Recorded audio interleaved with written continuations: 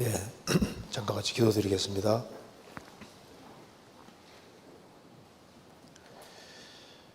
자비로우신 우리 아버지 하나님, 마땅히 형벌받을 수밖에 없는 저희들을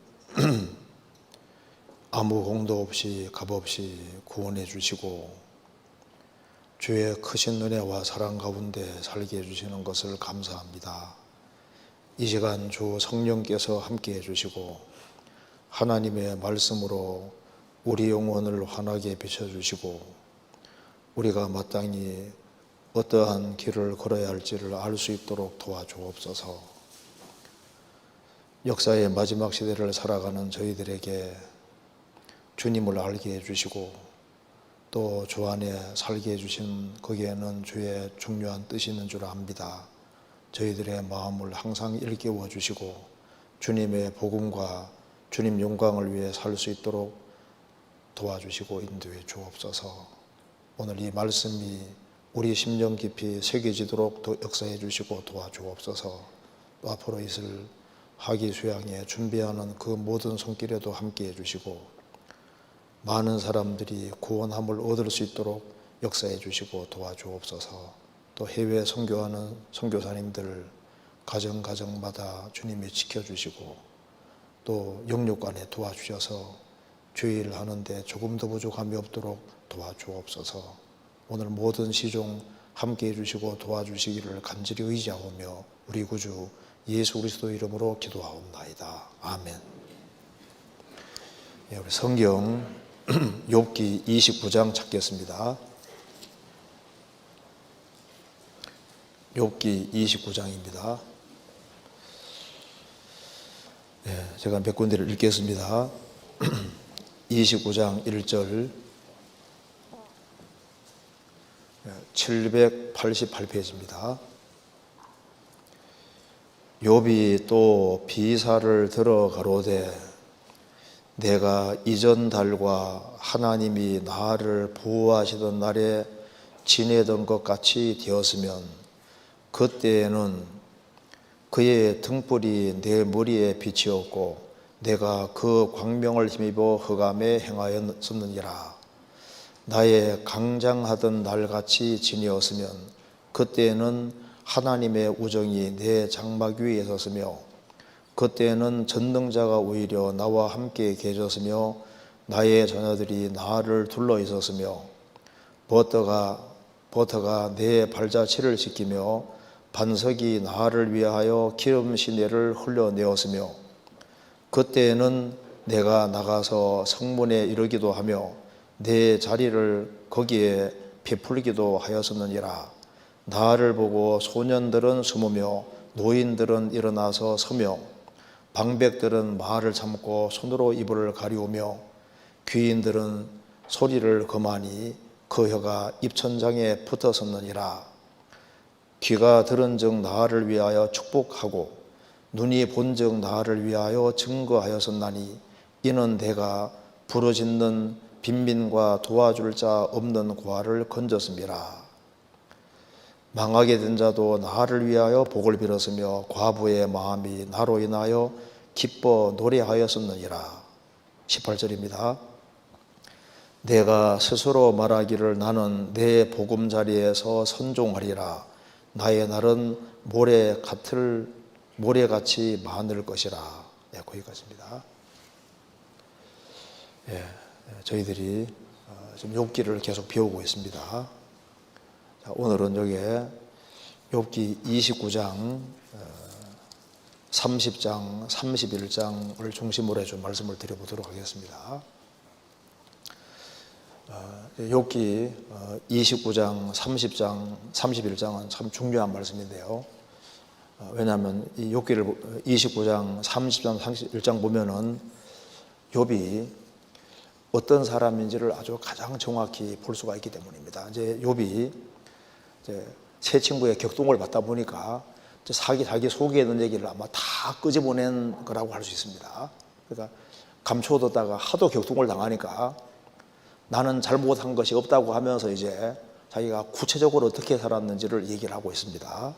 그래서 욥기 29장, 30장, 31장을 이해하는 키는 29장은 내가 과거에는 이랬었다. 과거에 하나님과 교통이 잘 되고 하나님의 축복받을 때 그 축복을 쭉 얘기를 했습니다.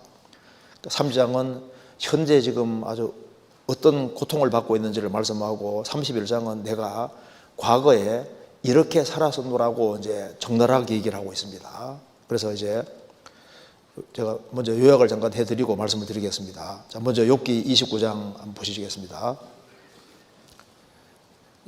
29장은 이제 욥의 전성기를 말하고 있습니다. 욥기 29장을 이해하는 키는 그때라는 단어를 주의하면 되겠습니다. 여기 1절 욥이 또 비사를 들어 가로되, 비유를 들어 가로되 그 말입니다. 내가 이전 달과 하나님이 나를 보호하시던 날에 지니했던 그 같이 되었으면, 과거 해석하면서 내가 몇 달 전에는 정말 좋았었는데 이렇게 말하는 겁니다. 그러니까 욥이 고난 당한 것이 한 1년 안쪽일 겁니다. 길어도 한 1년 이상 안 될 거예요. 그러니까 이전 달처럼 됐으면 좋겠다. 몇 달 전만 해도 잘 나가던 욥이라고 얘기를 하고 있습니다. 그래서 여기에 그때라는 단어를 주의하면 되겠습니다. 3절 그때에는 몇 달 전만 하더라도 그 말입니다. 그때에는 그의 하나님의 등불이 내 머리에 빛이었고 인생이 너무 밝았다는 겁니다. 내가 그 광명을 힘입어 흑암에 행하였었느니라. 하나님의 빛이 항상 자기를 비췄다는 거예요. 4절 나의 강장하던 날과 같이 지내었으면, 그 강장하던 날이라는 것은 쉽게 말해서 아주 전성기를 말하는 겁니다. 잘 나갈 때 전성기입니다. 그래서 내가 그 이전에 아주 굉장히 힘있고 강하던 날, 전성기입니다. 그때 같이 지내었다면은, 과거를 그리워하는 겁니다. 그때에는 하나님의 우정이 내 장막 위에 섰으며, 하나님의 우정이라고 했는데 우정이 히브리 말로 소드입니다.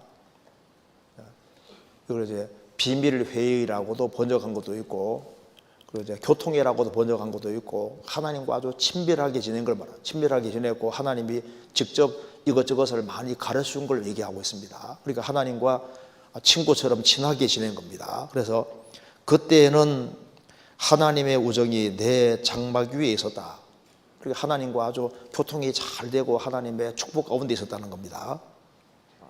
그리고 5절에 그때에는 전능자가 오히려 나와 함께 계셨으며 나의 자녀들이 나를 둘러 있었으며, 그때는 몇 달 전만 하더라도 전능하신 하나님이 나와 함께 계시고 나를 축복해 주시고, 그리고 여러 가지로 하나님이 자신에게 가르치시고 하나님과 친밀하게 지내다는 겁니다. 그리고 나의 자녀들이 나를 둘러 있었다.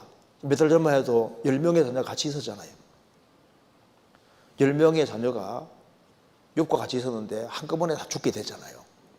몇 달 전만 해도 내가 잘 나갔었다 그 말입니다. 그리고 7절에 그때에는 내가 나가서 성문에 이르기도 하며 내 자리를 거리에 베푸기도 하였었느니라. 그 성문은 중요한 문제를 결정하는 곳이니까, 욥이 성문에 있었다는 것은 여러 가지 문제를 물어올 때 자신이 다 답을 해주고 지도적인 위치에 있었다는 겁니다. 그래서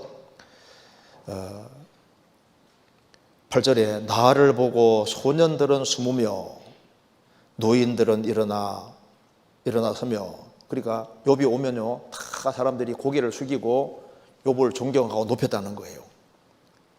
그리고 9절에 방백들은 말을 참고 손으로 입을 가리우며 귀인들은 소리를 그만이 그 혀가 입천장에 붙었었느니라. 그 자신이 말하면은 다 말을 잘 듣고 다 굽신굽신대고, 욥이 아주 굉장히 존중받는 상태를 얘기하고 있습니다. 그러면서 욥은 자신은 빈민한 사람들, 가난한 사람들, 고아들, 과부들 이런 사람들을 많이 도와주고 그렇게 했기 때문에 자기는 참 인생이 평탄할 거라고 생각했다는 겁니다. 그래서 뒤에 보면은 18절에 내가 스스로 말하기를 나는 내 보금자리에서 선종하리라. 그러니까 선종하리라는 것은 편안하게 죽을 것이다. 인생은 참 이렇게 이 상태로 좀 평탄하게 살면서 참 아주 좋은 죽음을 맞이할 거라고 이렇게 생각했다는 겁니다. 그리고 나의 날은 모래같이 많을 것이다. 내가 최대한 장수하면서 인생 마무리를 잘 할 거라고 이렇게 생각했다는 거예요. 여기 우장은 이제 해석하는 키가 그때는 그랬었는데 이제 갑자기 상황이 돌변했다는 겁니다. 30장 보시겠습니다. 30장 1절. 30장에는 이제란 단어를 주의하면 됩니다. 1절. 그러나 이제는 나보다 젊은 자들이 나를 기롱하는구나. 놀리는구나. 조롱하는구나. 그들의 아비들은 나의 보기에 나의 양떼 지키는 개 중에도 둘만하지 못한 자니라. 이제는 욥이 영락하니까 10명의 자녀가 갑자기 다 죽어지요. 재산 전체가 날아가고 욥은 몸이 병들어서 아주 구더기들이 기어다니고 아주 형편없는 상태가 됐으니까 이제는 나보다 젊은 자들이 나를 기롱하는구나. 9절입니다. 이제는 내가 그들의 노래가 되며 그들의 조롱거리가 되었고 그들은 나를 미워하여 멀리하고 내 얼굴에 침뱉기를 주저하지 아니하나니. 자, 며칠 전만 해도 내가 이렇게 아주 굉장했었는데 이제는 젊은 자들이 나를 놀리고 9절에 말한 대로 내가 그들의 노래가 되며 그들의 조롱거리가 되었고. 이제 밥상머리에 앉으면 사람들이 뭐 얘기할까요? 욥 복상 망했네. 욥이라는 사람에 대해서 조롱하고 욥은 그들의 노래가 되었다. 그리고 그들은 나를 미워하며 멀리하고 내 얼굴에 침뱉기를 주저하지 아니하나니. 욥 가까이 와서 침 탁 뱉고 가고 이렇게 한다는 말입니다. 그래서 16절에 이제는 내 마음이 내 속에서 녹으니 환난 날이 나를 잡음이라. 밤이 되면 내 뼈가 쑤시니 나의 몸에 아픔이 쉬지 아니하는구나. 자, 이제는 내 마음이 내 속에서 녹는다. 환난 날이 나를 잡음이라. 아주 상상할 수 없는 큰 혼란 속에 있습니다. 밤이 되면 내 뼈가 쑤시니 나의 몸에 아픔이 쉬지 아니하는구나. 그러니까 고통이 계속 되는 거예요. 아픔이 쉬지 않는구나. 이제 이런 비참한 상황입니다. 그래서 결론적으로 이렇게 말하고 있습니다. 29절입니다. 나는 이리의 형제요 타조의 버시로구나. 내 가죽은 검어져서 떨어졌고 내 뼈는 열기로 하여 탔구나. 내 수금은 애곡성이 되고 내 피리는 애통성이 되었구나. 무슨 말이냐면은 나는 이리의 형제의 타조의 버시로구나. 무슨 말이냐면은 아무도 가까이 하는 사람이 없다 그 말입니다. 그 아내도 자기 숨소리를 혐오해한다, 싫어한다고 하잖아요. 그 아내까지도 멀리하고 완전 외톨이니까 나는 이리의 형제다. 그리고 타조의 버시로구나. 그러니까 가장 외로운 상태를 표현하고 있습니다. 내 가죽은 검어져서 떨어졌고 내 뼈는 열기로 하여 탔구나. 그냥 몰골이 아주 말이 아닌 거예요. 그러니까 고통은 끊임없이 계속 반복되는 겁니다. 그래서 내 수금은, 그 노래 소리는 애곡성이 되었고, 애곡성이라는 것은 슬퍼서 흐느끼 우는 것이 애곡성입니다. 내 피리는 애통성이 되었구나. 그 애통하고 슬퍼서 부르짖는 소리가 되었구나. 이런 아주 엄청난 고통 속에 있습니다. 그러니까 30장은 이제는 현재 상황을 말하고 있지 않습니까? 그러면서 이제 31장에서는 그러면 내가 이런 엄청난 고통을 받았는데 이런 고통받은 짓을 내가 했느냐 하면서 욥이 참다 나 죄 없다고 했는데 계속 죄가 있다고 이제 새 친구가 밀어붙이니까 그럼 내가 얘기해 볼까 하면서 내가 자신이 어떻게 살아왔는지를 쭉 얘기를 하고 있습니다. 그러면서 31장은 핵심 키가 언제 내가 과거에 너희들이 죄 지었다는데 내가 언제 그런 적 있냐 하면서 이제 자신이 과거에는 이제 이렇게 살았다고 하면서 자기의 결백성을 주장하고 있습니다. 31장 5절입니다. 언제 나의 행위가 허탄하였으며 내 발이 괴혈에 빨랐던가. 그리하였으면 내가 공평한 저울에 달려서 하나님이 나의 정직함을 아시게 되기를 원하노라. 그러니까 내가 언제 나의 행위가 거짓되었던가, 내 발이 괴물에 거짓에 빨랐던가. 내 발로 너희들이 자꾸 나보고 죄 지었다고 하는데 내 발이 언제 악한 곳으로 달려갔었느냐. 그렇다면은 하나님의 공평한 저울에 달려서 하나님이 나의 정직함을 아시게 되기 원하노라. 하나님 앞에서 나는 악한 곳에 간 적 없다. 발을 얘기했습니다. 그 다음에 7절입니다. 언제 내 걸음이 길에서 났던가, 내 마음이 내 눈을 따라갔던가, 내 손에 더러운 것이 묻었던가. 내가 언제 내 걸음이 하나님 원하시는 길에서 나타나던가, 내 마음이 언제 내 눈을 따라갔던가. 내 마음도 흐트러지지 않았다는 겁니다. 내 손에 더러운 것이 묻었던가, 내 발과 내 손은 깨끗하다. 나 잘못 없다고 이제 확실하게 이제 변명하는 겁니다. 9절. 언제 내 마음이 여인에게 유혹되어 이웃의 문을 엿보아 기다렸던가. 그리하였으면 내 처가 타인의 매를 돌리며 타인과 더불어 둥심하는 것이 마땅하니라. 내가 결혼했는데 아내가 있는데 내가 언제 내 마음이 여인에게 유혹되어서 이웃의 문에 엿보아 기다렸던가. 나 딴 마음 품은 적도 없다. 그랬다면 내 처가 다른 사람과 더불어 동심하는 것이 마땅하다. 이렇게. 그리고 여기 이제 처음에는 발을 얘기하고 손을 얘기하고 내 마음도 나는 발랐다고 지금 얘기를 하고 있습니다. 그래서 행동과 마음이 발랐다고 얘기하고 있죠. 그 다음에 16절을 보시겠습니다. 내가 언제 가난한 자의 소원을 막았던가, 과부의 눈으로 실망케 하였던가. 그러면서 나 이웃에게 아무 잘못한 거 없다.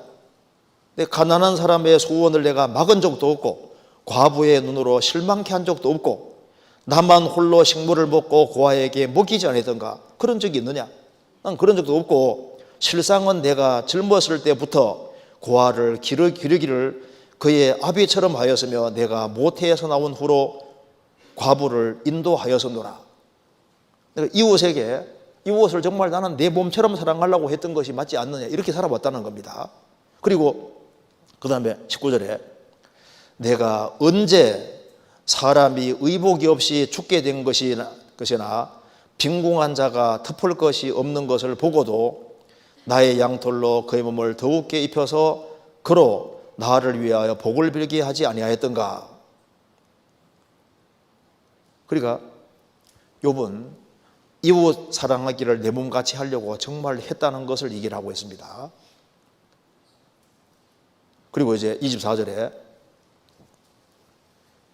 내가 언제 금으로 내 소망을 삼고 정금들어 너는 내 의뢰하는 바라 하였던가. 언제 재물의 풍부함과 손으로 얻은 것이 많음으로 기뻐하였던가. 욥이 말하기를 나는 하나님 기대고 사는 사람인지 재물을 기대고 산 사람이 아니다. 내가 언제 금이 많이 쌓인다고 해서 금을 내가 의지하고 금으로 내 소망을 삼고 정금들어 금들어 야 너는 내가 의뢰하는 바라 내가 재물에 기댔더냐? 나는 재물에 기댄 적도 없고 그리고 언제 재물의 풍부함과 손으로 얻은 것이 많음으로 기뻐하였던가. 뭐 재물이 많다고 해가지고 내가 그거 가지고 기뻐하더냐? 그러니까 주신 자도 하나님이시고 취하신 자도 하나님이니까 그러니까 주실 때도 그대로 받고 또 나갈 때도 한 문제 안 삼았다 했지 않습니까? 그리고 욥은 돈이 많이 들어온다고 해서 풍부하다 해서 그것 때문에 뭐 기뻐하고 그렇게 안 했다 그 말입니다. 그런 하나님으로 소망을 삼고 하나님으로 기뻐하고 살았다고 얘기를 하고 있습니다. 그리고 26절에 언제 태양의 빛남과 달의 명랑하게 운행되는 것을 보고 내 마음이 가만히 유혹되어 손에 입을 맞추었던가. 그러니까 태양은 달은 하나님 만드신 피조물이기 때문에 하나님 자기는 우상 숭배 안 했다고 지금 얘기를 하고 있는 겁니다. 이 고대 사회에는 보통 태양신, 달신 그런 섬기잖아요. 욥은 나는 우상 숭배 안 했다 그 얘기를 지금 하고 있습니다. 그리고 29절에 내가 언제 나를 미워하는 자의 멸망을 기뻐하였으며 그의 재앙 만남을 인하여 기운을 뽐내었던가. 욥을 미워하는 사람이 있는데 그 사람이 넘어지고 멸망할 때 내가 원수가 넘어질 때 내가 기뻐하였느냐? 나를 그렇게 대적하던 사람이 재앙을 만날 때 그놈 잘되다 하면서 기운을 뽐내었던가? 난 그런 적도 없다 그 말입니다. 그러니까 그는 원수에 대해서도 나는 악을 행하지 않았다는 걸 얘기를 하고 있습니다. 그리고 이제 33절에 내가 언제 큰 무리를 두려워하며 족속의 멸시를 무서워함으로 잠잠하고 문에 나가지 아니하여 타인처럼 내 죄악을 품에 숨겨 허물을 가리었던가. 그러니까 욥은 말합니다. 내가 사람 눈치 안 봤다는 걸 지금 말하고 있습니다. 나는 이웃에게 위축되지 않고 비겁해지지 않고 당당하게 할 말을 했다. 자기는 비겁하게 살지 않았다는 걸 얘기를 하고 있습니다. 그리고 욥은 말합니다. 38절에 보시면요. 언제 내 토지가 부러지져 나를 책망하며 그 일항이 일시에 울었던가. 언제 내가 값을 내지 않고 그 소산물을 먹고 그 소유주로 생명을 잃게 하였던가. 그리하였으면 밀 대신에 찔레가 나고 보리 대신에 자풀이 나는 것이 마땅하니라 하고 욥의 말이 이에 그치니라. 자, 언제 내 토지가 부러지져 나를 책망하였던가. 내 소유물 중에서 또 내가 먹는 것 중에서 내가 뭔가 조금이라도 잘못이 있느냐? 불의한 것이 없었다. 이렇게 얘기를 하고 있습니다. 그래서 내 토지가 야, 네 남의 땅 왜 뺏었냐 하고 토지가 부러지는 그런 일이 없다 그 말이에요. 저는 항상 정당하게 성실하게 해서 벌었고 그렇게 해서 먹고 살았기 때문에 토지가 또 우리 집안에 있는 물건 중에 이 물건은 왜 남의 물건인데 너희 집에 있느냐 이런 식으로 물건이 부러지고 토지가 부러지고 내가 먹고 마시는 그 모든 것이 내게 부러지는 그런 것이 없었다 이렇게 얘기를 했습니다. 그러니까 욥은 뭘 말하고 있습니까? 자신과 관련해서 이웃과 관련해서 자기 소유물 관련해서 원수와 관련해서 나는 아무 잘못이 없다. 그러면서 이제 욥이 결론을 내리고 있습니다. 이렇게 말하고 있습니다. 35절입니다. 누구든지 나의 변백을 들을지니라. 나의 서명이 여기 있으니 전능자가 내게 대답하시기를 원하노라. 오죽 한번 이 말 하겠어요. 자, 내가 이렇게 살아왔다. 내가 언제 그렇게 했냐 하면서 이제 할 수 없이 자기 얘기를 다 한 겁니다. 그래서 내가 이렇게 말했는데 내가 서명할 수 있다는 겁니다. 이렇게 살았다고 딱 서명하는 거예요. 자, 그러니까 전능자가 대답하기를 원하더라. 정말 대단한 사람이죠. 그래서 이제 욥이 이 과거에 내가 하나님하고 참 이게 잘 지내고 하나님의 큰 은혜 속에 살아왔는데 지금은 아주 비참하게 됐는데 새 친구가 이제 계속 이제 격동시키니까 야, 나 그런 적 없다고 하면서 이제 자신이 너희들이 내가 죄 지었다 하는데 근데 언제 그러냐, 언제 나는 과거에 이렇게 살았다. 이게 내 서명이라고 딱 얘기했잖아요. 그러니까 욥이 아주 이제 참 사람으로는 참 훌륭한 사람이라고 알 수 있습니다. 우리 시대에 이런 사람 찾기가 참 어려울 거 아니에요. 하나님께서도 욥은 의인이라고 정말 하나님 앞에서 정말 신실하게 살은 대표적인 사람이라고 할 수 있습니다. 그래서 우리 오늘 좀 생각해 볼 것은 이런 훌륭한 삶을 살았던 욥에게도 엄청난 고난이 왔잖아요. 욥은 말했습니다. 나는 이렇게 주 안에서 신실하게 살아가니까 나는 29장 18절에 나는 선종하리라. 내 편안하게 죽을 거다.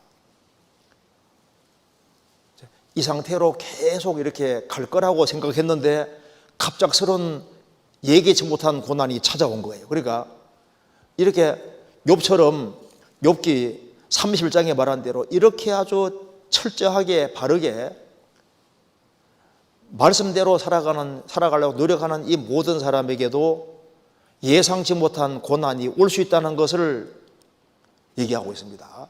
자, 그래서 오늘 제목은 고난의 어두운 밤에 어떻게 처신할 것인가 이런 걸 좀 생각해 보려고 합니다. 제가 먼저 개요를 잠깐 말씀드리고 간단하게 말씀드리겠습니다. 먼저 특별히 이제 예상치 못한 큰 고난이 올 때 주의해야 될 것 좀 있습니다. 욥도 이제 예상치 못한 고난이 오니까 자기도 의도하지 못하게 이렇게 실언을 하고 잘못된 발언 같은 걸 하거든요. 특별히 어려울 때 조심해야 될 것이 있습니다. 그리고 이제 어려움을 당할 때는 과거가 그립기도 하잖아요. 내가 옛날 같이만 됐으면 좋겠다.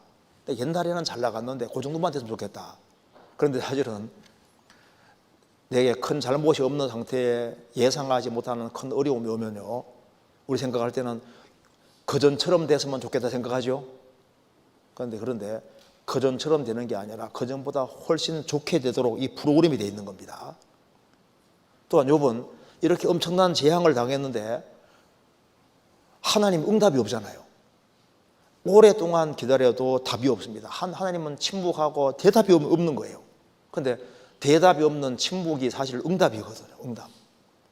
그러니까 하나님이 오랫동안 답해 주지 않는 그것이 사실은 그게 응답이라고. 응답 중에 하나가 답해 주지 않는 것이 응답이라니까요. 때가 될 때까지는 답을 안 해주는 그것도 응답이니까 기다릴 줄 알아야 되는 겁니다. 그리고 큰 어려움 같은 걸 당할 때 그래도 항상 생각해야 될 것이 뭡니까? 하나님은 주권자다. 모든 걸 컨트롤하고 있는 분이 주님이시라는 걸 그걸 확고하게 생각해야 됩니다. 그래서 하나님은 낮에 하나님인 동시에 밤에 하나님도 되는 거예요. 하나님은 겨울도 만드셨지만 봄도 만드시고 봄, 여름, 가을, 겨울을 만드셨잖아요. 인생에 봄만 있는 게 아니라 겨울도 하나님 만들어 놓으신 겁니다. 그러니까 모든 것의 주권자가 하나님이라고 생각해야 되고, 그리고 이제 이렇게 내가 생각한 것과 상황이 다르게 엮이면은 자꾸 하나님이 변하지 않았냐 이런 생각할 수 있는데요. 우리 시대는 포스트 트루스 시대라고 하지 않습니까? 그러니까 이제 참된 진리 자체는 없다고 생각하는 시대인 거예요. 세상이 아무리 변해도 하나님은 절대 안 변합니다. 그래서 불변하는 법칙이라는 게 있는 거예요. 그래서 사필을 기종으로 하게 되어 있습니다. 결론은 불 보듯이 뻔한 거예요.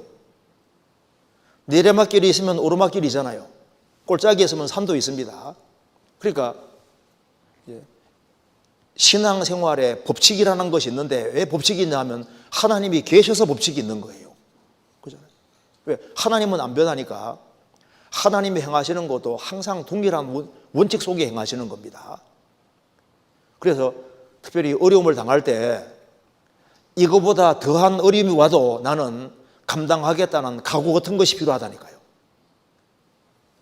그런 내가 너무너무 어려운데 죽으면 죽으리라는 각오를 갖고 살아가는 것이 훨씬 더 현명한 길에 속한다는 겁니다. 그리고 어떤 경우에도 고난이 심해지면 고난 때문에 정신이 없거든요. 그래도 정신 차려야 됩니다. 그러니까 목적을 어떤 경우에도 잃지 않으려고 노력해야 됩니다. 자, 이런 내용을 한번 같이 생각을 해보겠습니다. 자, 먼저 이제 이런 큰 고난을 당할 때 사람은 속에 있는 게 드러나게 되고 자기가 미처 예상치 못한 것이 자꾸 드러나게 되는 거예요. 그러니까 우리가 불순물이 있어도 잘 모를 수 있는데 어려움이 주어질 때 속에 있는 게 다 드러나잖아요. 욥도 고난 당할 때 하지 말아야 될 말을 자기도 모르게 하게 됐습니다. 때로는 생일도 저주하게 되고, 그리고 원망하는 말도 하게 되고, 그리고 이런 말까지 하지 않습니까? 욥기 30장 1절을 보시겠습니다. 1절.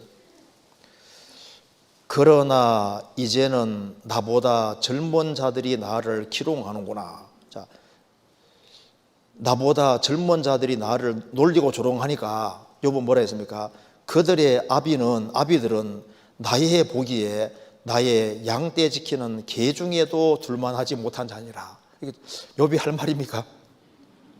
아무리 이제 젊은 자들이 이제 조롱하고 놀린다 해가지고 그다음에 그들의 아비는 나 보기에 나의 양떼 지키는 개 중에도 둘만하지 못한 자니라. 하나님의 형상대로 지음받은 인간을 말해도 이렇게 말하는 건 너무 심하잖아요. 그러니까 이런 말을 너무 심하면요 하지 말아야 될 말을 하게 된다니까요. 지나친 표현을 하게 되는 거예요. 그러니까 이런 거 조심해야 되는 겁니다. 욥기 17장 보세요. 17장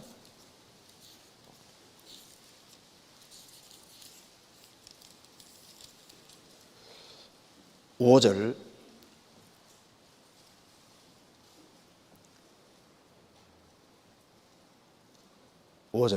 친구를 지적하여 해를 받게 한 자의 자식들은 눈이 멀지니라. 욥이 뭐라 했어요? 욥의 새 친구에게 말하기를 친구를 지적하여 해를 받게 한 자의 자식들은 눈이 멀지니라. 욥이 할 말은 아니잖아요. 욥기 31장에서 내가 언제 잘 살았다고 얘기했지 않습니까? 근데 하도 격동을 당하니까 하지 말아야 될 말을 하는 겁니다. 그러니까 사람이 예상치 못한 아주 심한 고통에 떨어지고 그게 지속이 되면은 입에 재갈을 딱 먹여야 되는데 입에 재갈을 먹이지 않고 하지 말아야 될 말을 하게 되는 거예요. 그래서 네 입 앞에 파수꾼을 세워주시오. 파수꾼에. 그러니까 특별히 큰 고통이 있을 때 입을 딱 다무는 게 이게 참 중요한 겁니다. 또 한 가지는 이제 고난을 당할 때 자기 의를 너무 드러내지 않도록 조심해야 됩니다. 욥은 격동을 너무너무 받으니까 이제 원래 오른손 하는 것이 왼손이 모르게 하라고 했잖아요. 근데 욥은 너무너무 격동받으니까 너무너무 분통이 터지니까 내가 어떻게 살았는 줄 알아 하면서 31장에 내가 이렇게 살았노라 하면서 아주 적나라하게 자기를 쫙 얘기하면서 내가 정말 이렇게 살았다 그러면서 뭐라 했습니까? 이게 그러면서 사인까지 딱 하는 거 봐요. 정말 이렇게 살았다. 그러면 이제 욥이 이렇게 얘기를 하면 어떻게 되는 겁니까? 자기 의를 너무 크게 드러내잖아요. 그러면 야 하나님 잘못했네. 그 생각 들게 만들잖아요. 그래서 다음번에 배울 때 이제 다음번에 배울 때 엘리후라는 사람이 새 친구 지적하면서 욥에게 딱 지적하면서 뭐라 했습니까?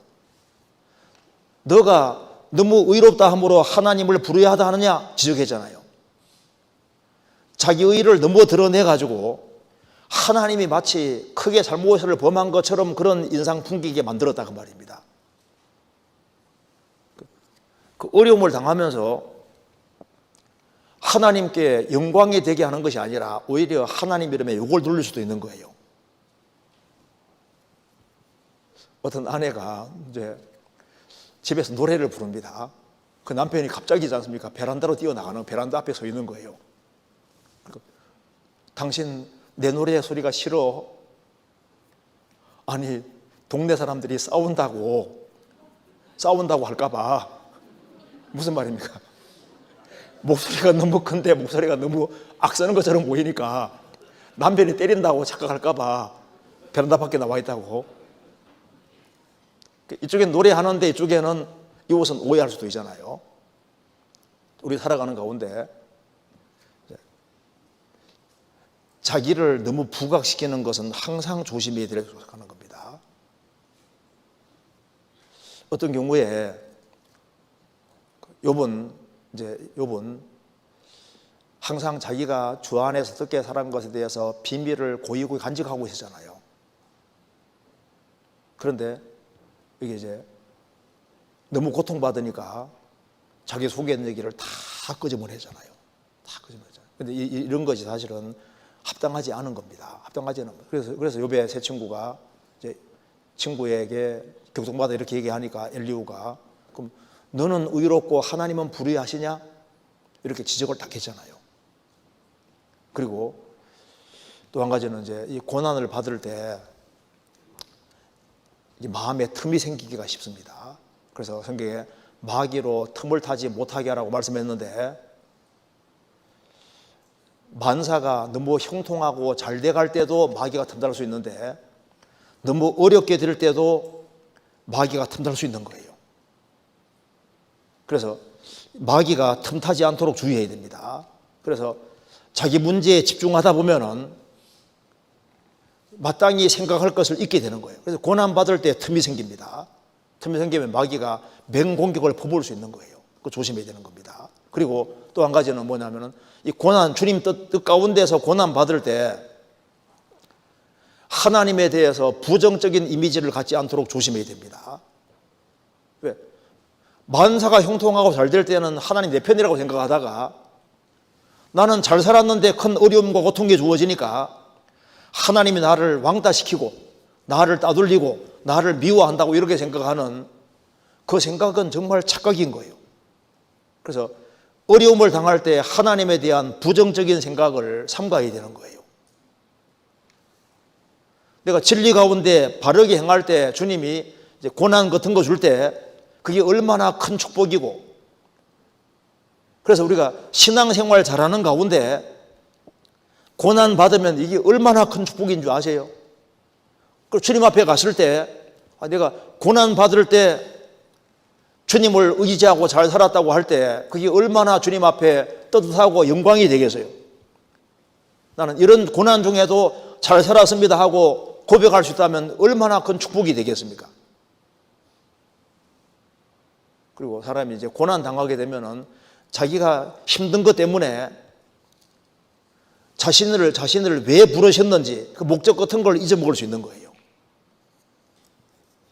자, 욥기 29장 보시겠습니다. 29장 1절입니다.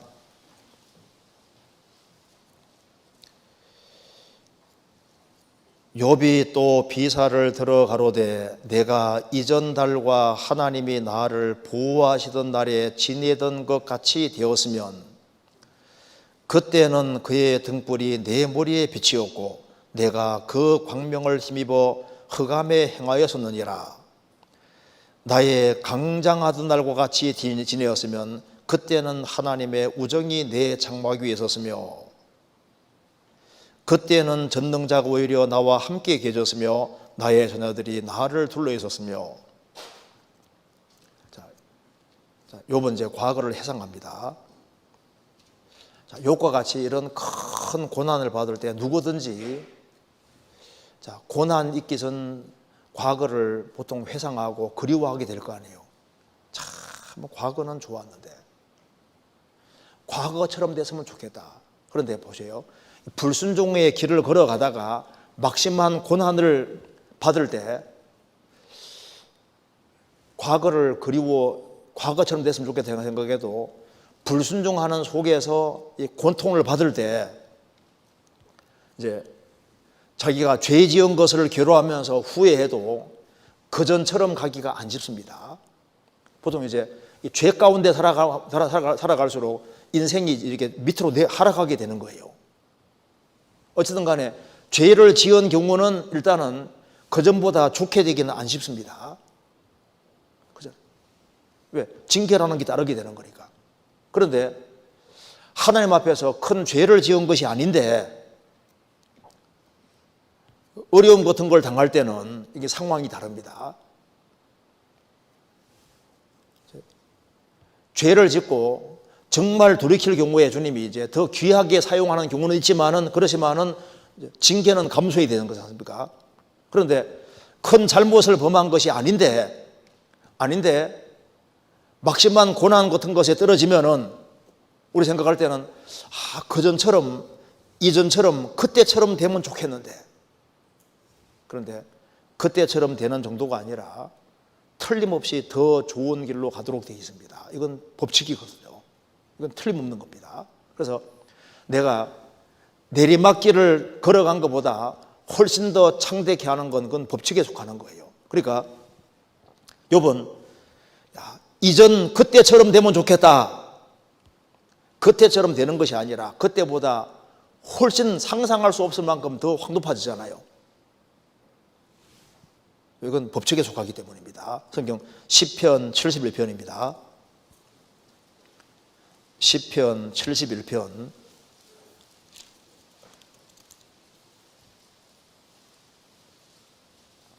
20절.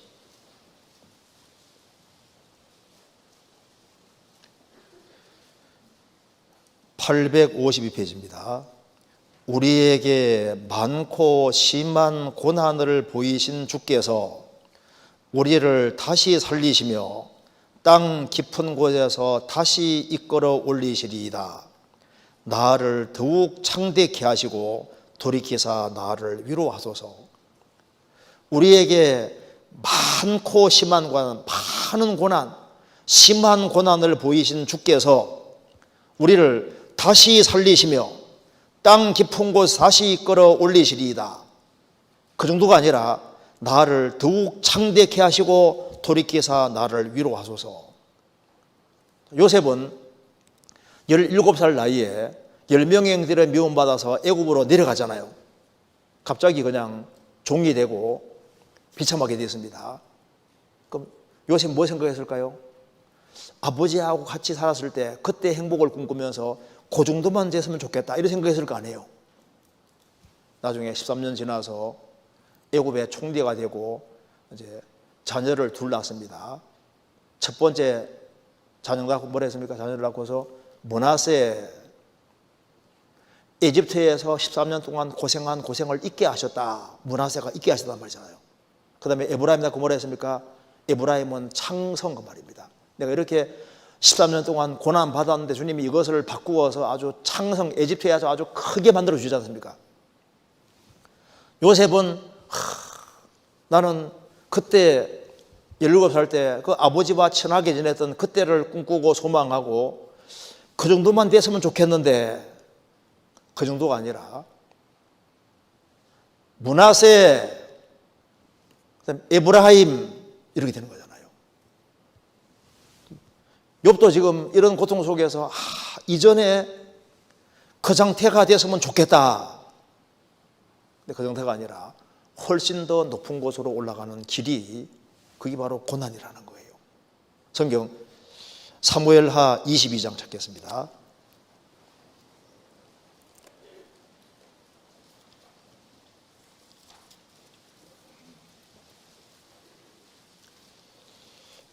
(22장) 34절.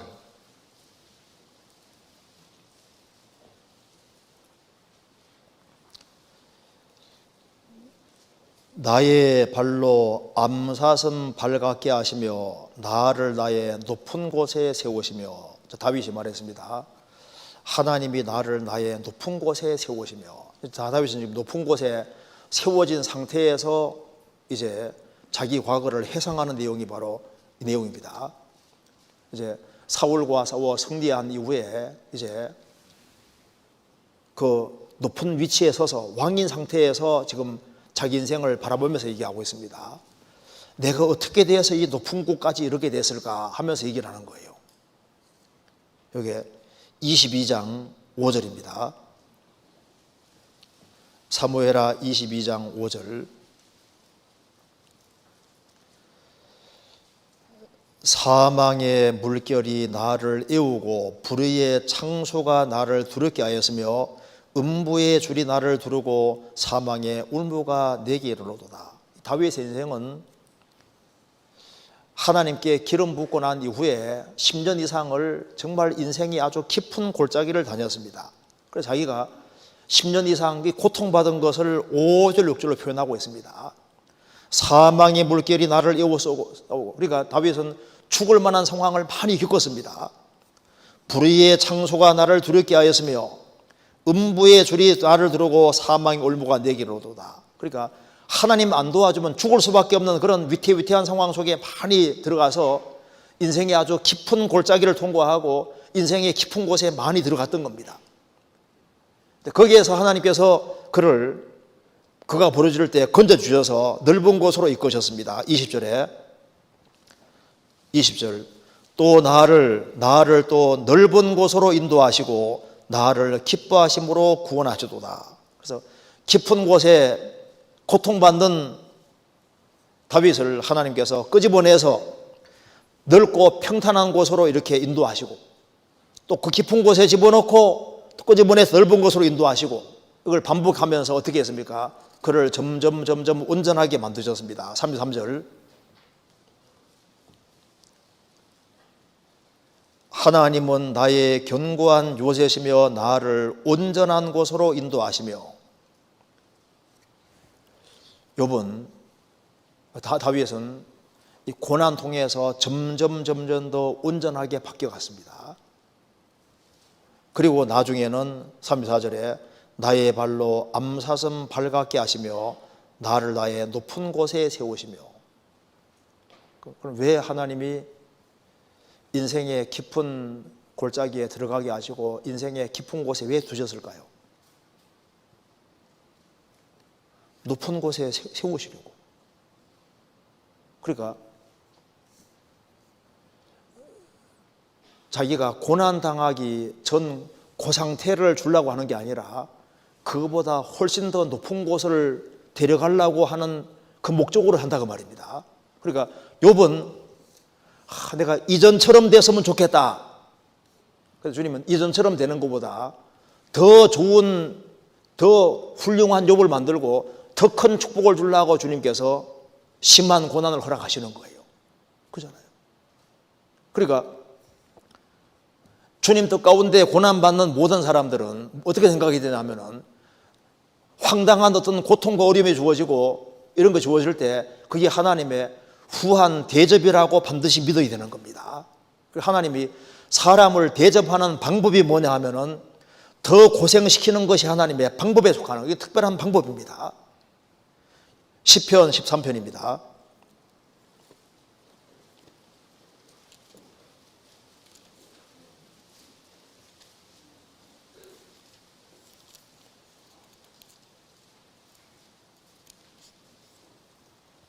1절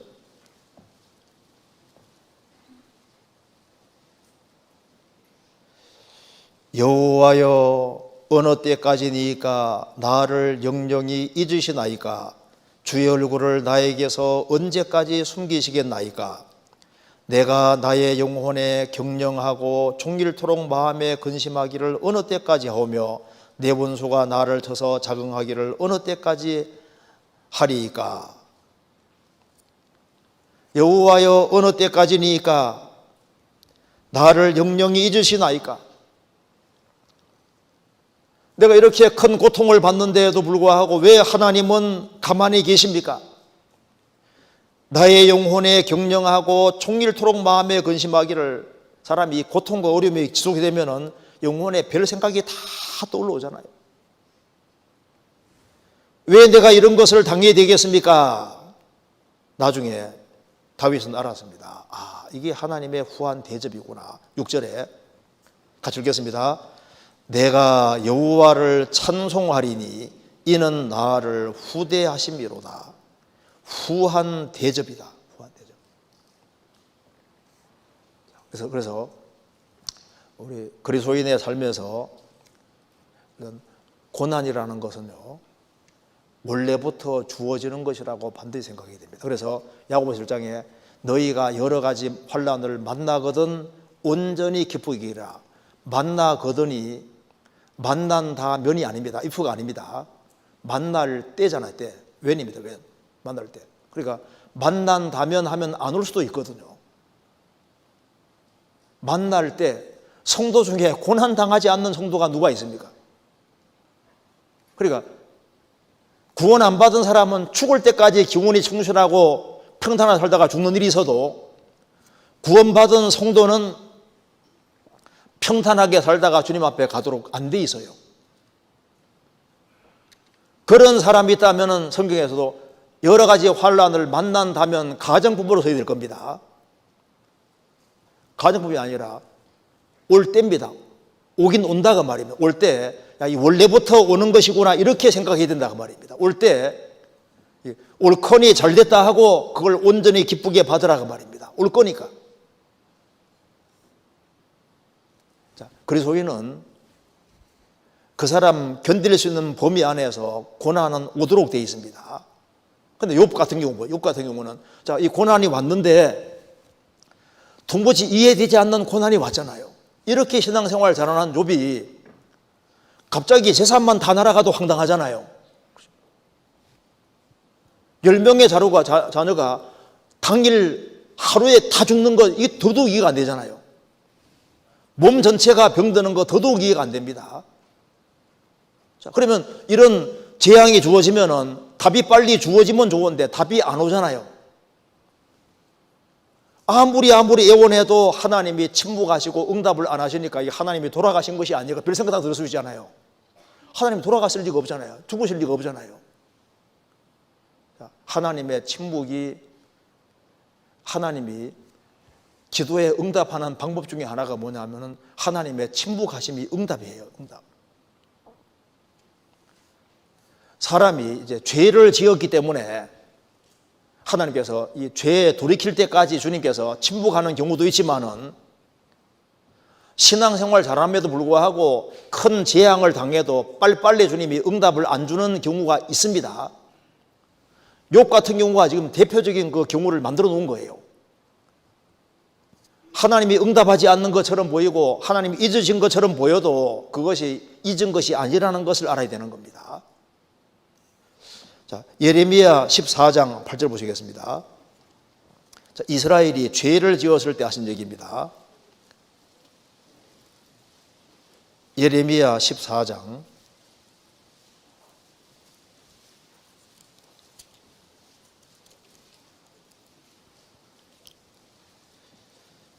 8절 1073페이지입니다.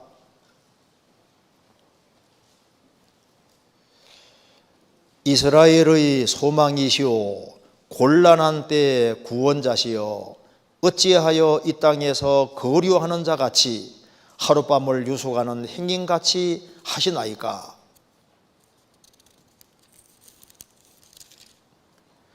9절 어찌하여 놀라 벙벙하는 자 같으시며 구원치 못하는 용사 같으시니까.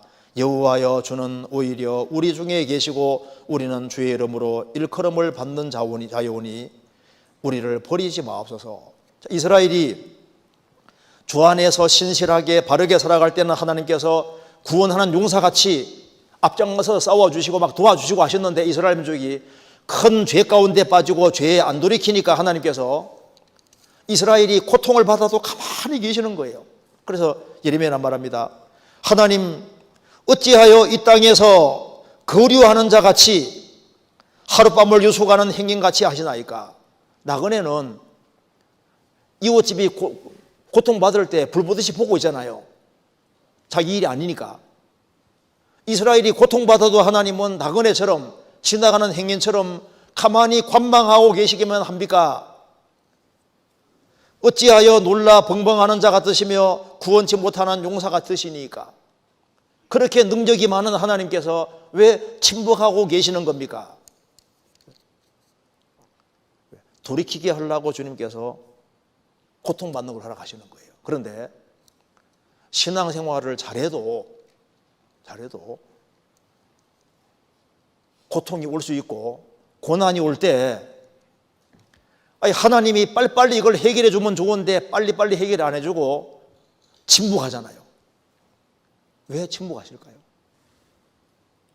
주님께서 더욱 간절히 부르짖게 하기 위해 그런 경우도 있고, 그리고 하나님께서 요한복음 11장에서 말한 대로 하나님의 하시는 일을 나타내기 위해서 그런 경우도 있습니다. 그러니까 나사로가 병들었다고 했지 않습니까? 병들어 죽게 되었다고 했는데 죽을 때까지 내버려 뒀잖아요. 그래서 이제 무덤에 가 있는지 나흘입니다. 썩어 냄새 날 때까지 기다리다가 나중에 가서 죽은 나사로 살리셨잖아요. 그러니까 왜 하나님이 지연시켰냐면은 그 나사로를 통해서 하나님 영광을 더 크게 드러내기 위해서 일부러 이틀 더 유하시고 지연하는 일이 있습니다. 그리고 봐요, 나사로가 죽기 전에 가서 고치는 것과 죽고 난 다음에 아예 이제 무덤에 들어가 있는지 나흘이죠. 나흘 썩어서 막 냄새가 나는 그때 살리면 어느 게 더 큰 영광이 됩니까? 완전히 죽어서 냄새 날 때 살리면 더 큰 영광이 되잖아요. 그러니까 하나님의 영광을 더 드러내기 위해서 응답이 지연될 수 있는 겁니다. 그러니까 나사로가 죽어갈 때 그 마리아와 마르다 얼마나 애가 탔겠습니까? 예수님 좀 더 빨리 오셨으면 우리 오라비가 안 죽었을 텐데요. 주님은 그 도움 요청을 듣고도 빨리 움직이지 않고 더 시간 여유 가지고 더 기다리고 그러게 해서 그들은 간절히 기다렸는데 마치 응답이 안 되는 것처럼 보이잖아요. 나중에 더 큰 축복을 나타내신 겁니다. 그래서 하나님께서 우리 인생에도 마찬가지입니다. 왜라는 의문은 계속 떠올라 오는데 하나님 응답은 없고 다른 사람 보니까 잘 돼가는데 왜 나만 이렇게 인생이 꼬여가지고 이렇게 큰 고통을 받을까? 근데 이것이 아주 지속이 되고 어려울 수 있습니다. 그래서 욥 같은 경우도 마찬가지인 거예요. 그래서 하나님이 침묵하실 때 어떤 경우에도 실망하지 말고 혼란스러워하지도 말고 의심하지도 말고 분노하지도 말고 하나님 나를 버렸다고 생각하지도 말고 하나님께 이유를 묻고 꾸준히 계속적으로 이렇게 신앙생활을 쫙 유지하는 것이 필요합니다. 기다리면요 하나님이 때가 되면은 틀림없이 답을 해주시는 분입니다. 그래서 엘리야는 말합니다. 이런 고통과 어려움 속에서도 하나님을 찬송하기를 잊지 말아라 이렇게 부탁을 하잖아요. 어떤 경우에도 하나님은 찬송을 받을 만한 분이다. 그래서 어떤 경우에도 용기를 잃지 말아야 되는 것이 맞습니다. 그래서 잠언 24장에 환난 날에 낙담하면 뭐라 했습니까? 내 힘의 미약함을 보임이라. 환난 날에 낙담하지 마라. 자, 그래서 이런 큰 곤란과 어려움이 있을 때 우리가 반드시 믿어야 될 것이 하나 있습니다. 하나님은 주권자다. 꼭 믿고 있어야 됩니다. 시편 31편입니다. 시편 31편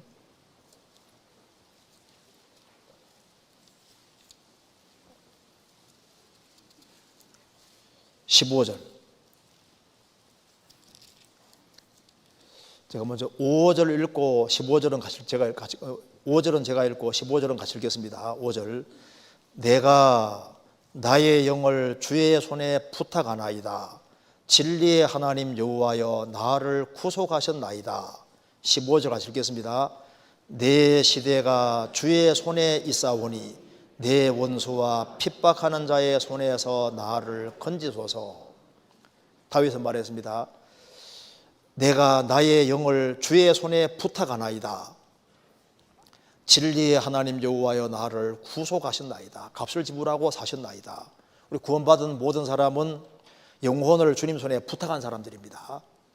자, 영혼을 주의 손에 부탁한 사람들은 15절을 이거 암송하다시피 마음속에 새겨둘 필요가 있습니다. 내 시대가 주의 손에 있사오니. 내가 구원받은 그날부터 주님 앞에 가는 그날까지 내 인생의 시대는 주님 손바닥 안에 있습니다. 근데 이게 중요한 말은 주의 손이란 말이에요. 주의 손. 주의 손이 어떤 손입니까? 주의 손가락으로 만드신 달과 별들을 내가 보오니, 주의 손가락으로 만드신 달과 별들을 내가 보오니. 밤에 기록한, 밤에. 시편 4편 다윗이 밤에 기록한 겁니다. 그러니까 여기 주님이 손가락으로 시편 이제 8편에도 나오는데요. 자, 여기 손가락으로 만드신 달과 별들.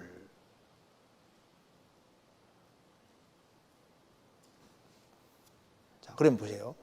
주님이 손가락으로 이 우주를 만드셨고, 이 우주를 꽉 붙잡고 있는 게 주님 손이잖아요. 예레미야 18장에는 이스라엘 백성들을 말하면서 이스라엘아, 토기장이 손에, 그릇이 토기장의 손에 있는 것처럼 너희들은 내 손 안에 있느니라. 지구상의 각각의 나라도 하나님 손 안에 있습니다. 그렇죠? 한국이란 나라도 하나님 손 안에 있고, 우리 개인도 하나님 손 안에 있는 거예요. 구원받은 사람은 하나님 손 안에 있습니다. 그래서 내 시대는 주의 손에 있사오니, 욥의 시대도 하나님 손 안에 있는 거예요. 손 안에. 그러니까 왜? 하나님은 주권자이기 때문에 우리 인생은 하나님의 손바닥 안에 움직이는 거예요. 그래서 하나님은 주권자이기 때문에 예수님 말씀했습니다. 참새 2마리가 한 아소린에 팔리는 것이 아니냐. 그러나 너희 아버지께서 허락지 아니하시면 그 하나라도 땅에 떨어지지 아니하리라. 참새 1마리도 하나님 뭐라고 하시면 안 떨어진다고 했습니다.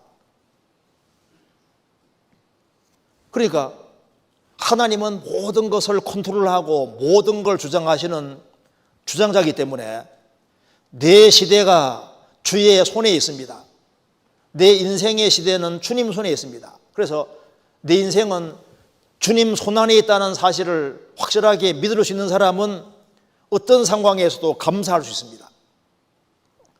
잠언 16장 4절에도 말한 대로 하나님께서 온갖 것을 그 시험에 적당하게 지으셨나니 악한 자도 악한 날에 적당하게 하셨느니라.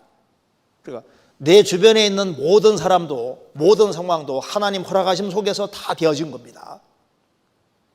내 시대는 주의 손에 있습니다.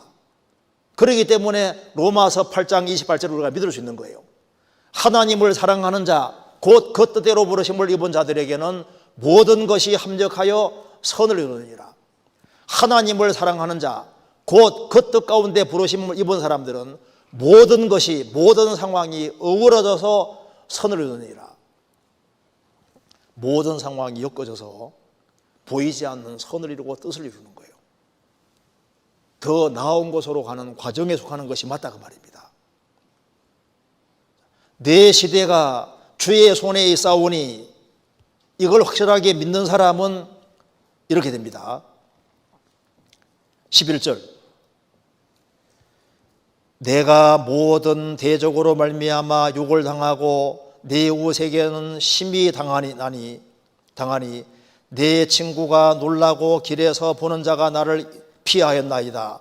내가 잊어버린 바됨이 사망한 자를 마음에 두지 아니함과 같고 파기와 같으니이다. 내가 무리의 비방을 들어오며 사방에 두려움이 있나이다. 저희가 나를 치려 의논할 때 생명을 빼앗기로 꾀하였나이다. 그 다음 같이 읽겠습니다. 그러하여도 여호와여, 그러하여도 나는 주께 의지하고 말하기를 주는 내 하나님이시라 하였나이다. 그러하여도 무슨 말이에요? 이런 황당한 상황이 벌어져도 그 말입니다. 아무 잘못이 없는데 많은 대적이 생기고 대적으로 해서 욕을 당하고 이웃에게 심히 당하고 이제 완전히 부서진 거로처럼 그 완전히 다른 사람들이 전혀 관심을 안 기울이는 외톨이가 되는 거예요. 이런 비참한 상황, 그러하여도 나는 주께 의지하고 말하기를 주는 내 하나님이시리다. 욥도 마찬가지입니다. 이런 황당한 상황이 벌어져도 그러하여도 나는 주는 내 하나님이다. 그렇게 말을 했습니다. 10절에 내 생명은 슬픔으로 보내며 나의 해는 탄식으로 보내며, 여기 해가 영어로는 이얼제입니다. 원어에도 복수로 되어 있는데 나의 해들은 그 말입니다. 내 생명은 슬픔으로 보내며 나의 해는 탄식으로 보내며, 다윗이 오랫동안 정말 얼마나 고통을 많이 받았습니까? 그러하여도 나는 주께 의지하고 말하기를 주는 내 하나님이시다. 그래서 이 환난 속에서 정말 얼마나 확실한 신앙을 갖고 있는지를 보여주지 않습니까? 그래서 하나님의 주권을 꼭 믿어야 됩니다. 그래서 이제 그리스도인 되고 난 이후에는 황당한 일이 벌어질 수 있습니다. 나는 주 안에서 정직하게 바르게 살았음을 불구하고 도무지 이해되지 않는 황당한 일이 벌어지는 겁니다. 그렇기 때문에 우리에게도 무슨 신앙이 필요하냐면은 그러하여도 나는 주께 의지하고 말하기를 주는 내 하나님이시라 하였나이다. 왜? 내 시대는 주의 손에 있기 때문입니다. 시편 74편입니다. 74편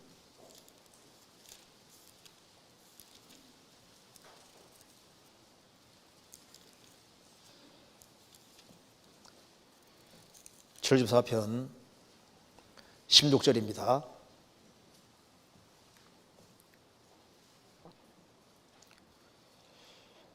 낮도 주의 것이요 밤도 주의 것이라. 주께서 빛과 해를 예비하셨으며 땅의 경계를 정하시며 여름과 겨울을 이루셨나이다. 이게 왜 얘기를 하냐면 이유가 있습니다. 지금 여기에 시편 74편 읽어보시면은 이스라엘 백성들이 아주 큰 시련을 당했습니다. 1절에 보시면은 하나님이여 주께서 어찌하여 우리를 영원히 버리시나이까? 어찌하여 주의 치시는 양을 향하여 진노의 연기를 바라시나이까? 옛적부터 얻으시고 구속하사 주의 기업의 지파로 삼으신 주의 회중을 기억하시며 주의 거하신 시온산도 생각하소서.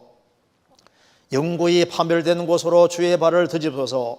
원수가 성소에서 모든 악을 행하였나이다. 5절 저희는 마치 도끼를 들어 살림을 베는 사람 같으니이다. 7절 주의 성소를 불살하며 주의 이름이 계신 곳을 더럽혀 땅에 엎었나이다. 저희의 마음에 이르기를 우리가 그것을 진멸하자 하고 이 땅에 있는 하나님의 모든 회당을 불살하나이다. 바벨론이 이스라엘 쳐들어와서 이스라엘 사람들을 아주 무자비하게 죽이고 예루살렘 성전을 불질러 버렸잖아요. 바벨론 포로 잡혀갔습니다. 이스라엘에게 뭐가 온 겁니까? 큰 밤이 온 거예요. 시편 기자는 말했습니다. 이스라엘에게 왜 이렇게 큰 밤이 왔을까? 이 밤 속에서 이제 부르짖는 겁니다. 하나님이여 주께서 어찌하여 우리를 영원히 버리시나이까? 왜 밤을 주셨습니까? 이렇게 부르짖으면서 시편 기자가 깨닫는 것이 있는 거예요. 아, 그렇구나. 16절에 낮도 주의 것이요 밤도 주의 것이라. 주께서 빛과 해를 예비하셨으며. 낮도 주님의 것이고 밤도 주님의 것에 속합니다. 하나님 주권자니까 낮도 만드신 분도 주님이시고 밤도 만드신 주님이시잖아요. 이스라엘이 에집트에서 430년 살면서 얼마나 고통받았습니까? 밤이 먼저 오고 뭐가 왔습니까? 출애굽이란 낮이 왔잖아요. 이스라엘이 바벨론 포로 잡혀가서 7천년 동안 지렁이같이 비참하게 됐고 이스라엘 역사에 큰 밤이 왔는데 그 다음에 어떻게 됐습니까? 바벨론 해방이란 낮이 왔잖아요. 이스라엘이 그리스도 배척함으로 2000년 동안 얼마나 큰 유랑생활하며 고통받았는데 우리 시대에 이스라엘이 뭐가 오고 있습니까? 다시 낮이 오고 있잖아요. 밤도 주의 것이요 낮도 주의 것이다.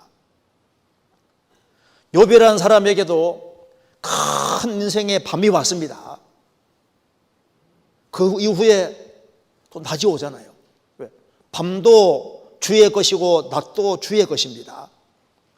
욥은 내게 수고로운 밤이 작정되었다고 했는데 그 이후에 또 낮이 오잖아요. 또 하나님 완전히 회복시켜 주십니다.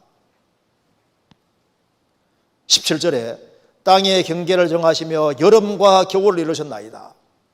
인생에 여름도 필요하고 겨울도 필요해요. 겨울도. 이스라엘은 겨울이 성장기입니다. 아시죠? 여름에 거두는 거예요. 이스라엘은 여름은 추수기고 겨울은 성장기라고.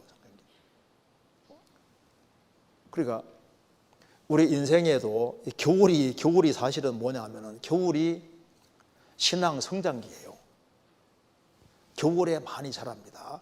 인생의 밤에 많이 자라도록 이렇게 프로그램이 돼 있어요.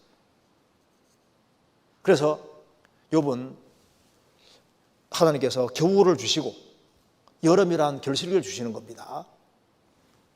욥에게 밤이 왔지만은 하나님께서 다시 낮을 주셨잖아요.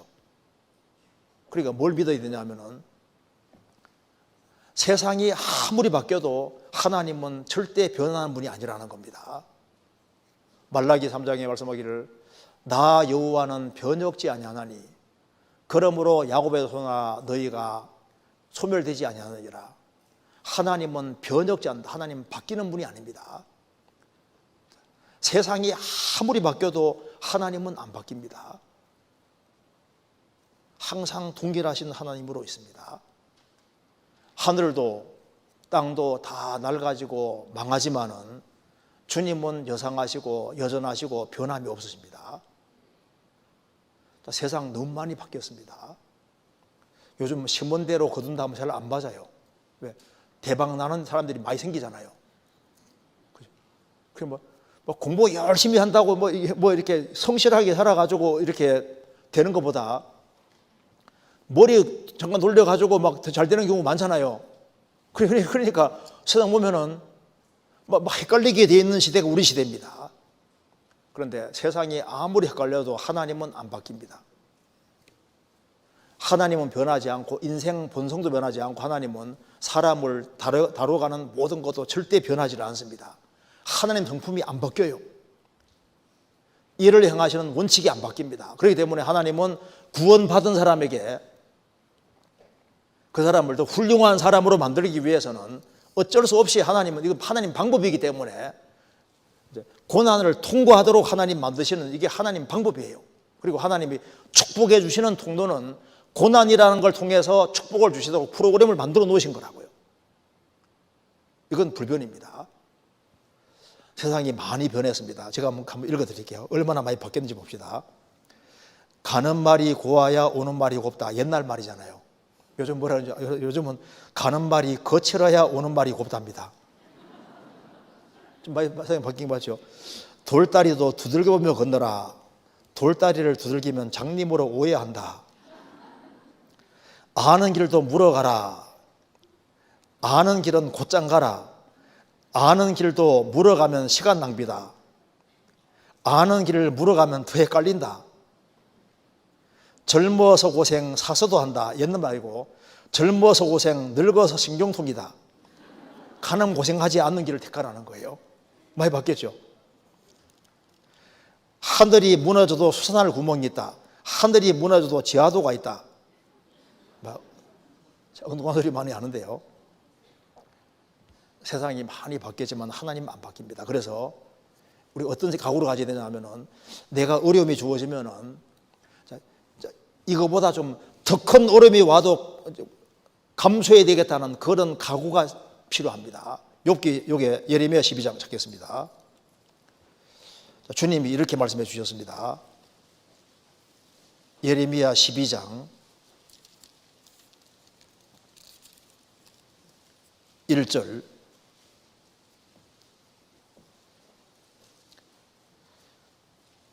여호와여 내가 주와 쟁변할 때는 주는 의로우시니이다. 그러나 내가 주께 질문하옵나니 악한 자의 길이 형통하며 패역한 자가 다 안락하면 무슨 용곤이이까?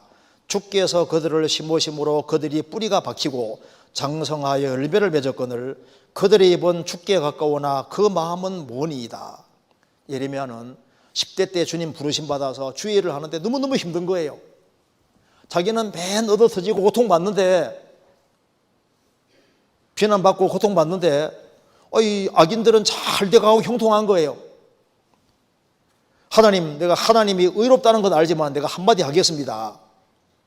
나는 왜 이렇게 고통을 받고 하나님을 등지고 사는 악한 자의 길은 형통하고 하나님 거스르는 자가 다 안락하면 도대체 무슨 용고입니까? 내가 이렇게 고생해서 되겠습니까? 이렇게 말하는 거예요. 자기 너무 고생한다고 말하는 겁니다. 그러니까 자, 5절 같이 읽겠습니다. 내가 보행자와 함께 달려도 피곤하면 어찌 능히 말과 경주하겠느냐? 내가 평안한 땅에서는 무사하려니와 요단의 창길한 중에서는 어찌하겠느냐? 하나님 말씀했습니다. 이제 혹될라다가 혹 붙인 격입니다. 너가 지금 보행자, 맨발로 달리는 사람과 함께 달려도 피곤하게 생각하면은 너 잠시 후에는 말하고 경주해야 되는데 말하고 경주할 때는 어떻게 하겠느냐? 너